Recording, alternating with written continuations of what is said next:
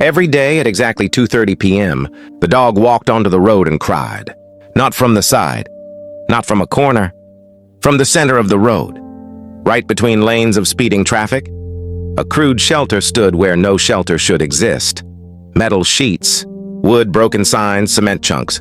Cars split around it like water around a rock. Drivers had learned its shape, learned its danger, learned to avoid it. The dog lived there. It had built the shelter itself, piece by piece, dragging scraps across asphalt while horns screamed and engines roared. Authorities noticed.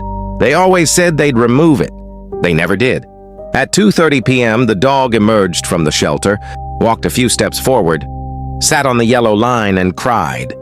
Not howling, not panicking. A low, broken sound, repeated, controlled.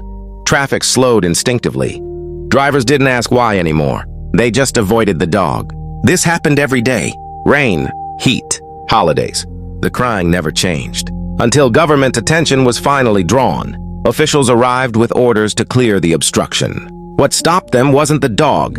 It was the date. 5 years earlier, 2:30 p.m., a man had been standing on that exact spot. A government convoy came through.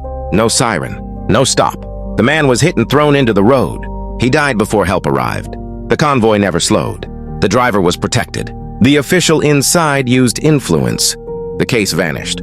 That man had lived inside the road, repairing vehicles, sleeping where he worked. That shelter was once his home. The dog had been tied to his wrist. After the death, the dog stayed, built the shelter where the man fell, sat where justice stopped.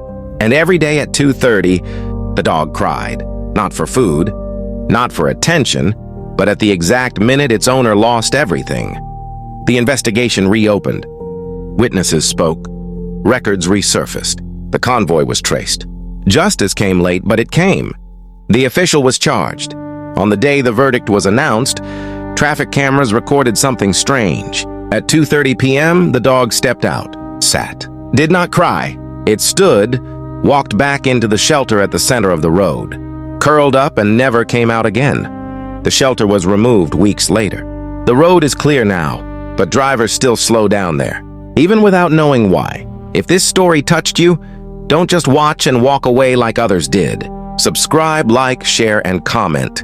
Thank you.